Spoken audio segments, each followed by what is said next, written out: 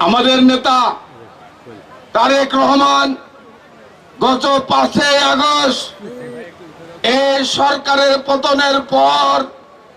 আপনারা অনেকেই লক্ষ্য করেছেন তারেক রহমান সাহেব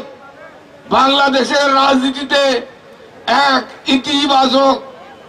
উনি পদক্ষেপ নিচ্ছেন, যার কারণে এই তারেক রহমানের ইতিবাচক পদক্ষেপের কারণে বাংলাদেশের রাজনীতিতে আওয়ামী লীগ সহ যারা তারেক রহমানকে অনেকভাবেই তাকে ছোট করার চেষ্টা করেছেন, কিন্তু আজকে তারেক রহমান সাহেব তার যোগ্যতা তার অভিজ্ঞতা দিয়ে আজকে প্রমাণ করেছেন বাংলাদেশের রাজনীতিতে উনি আগামী দিনের সঠিক সিদ্ধান্ত নিয়েছেন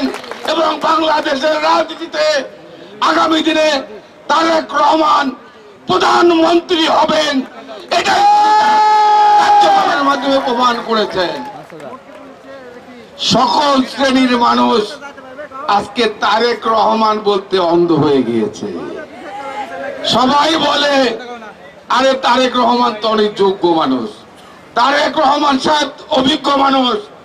উনি তার কর্মকাণ্ড তার সঠিক পদক্ষেপের মাধ্যমে এই 3 মাসের রাজনীতির এই শেখ হাসিনার পতনের পর উনি প্রমাণ করেছে বাংলাদেশের রাজনীতিতে তারেক রহমানের বিকল্প আছে।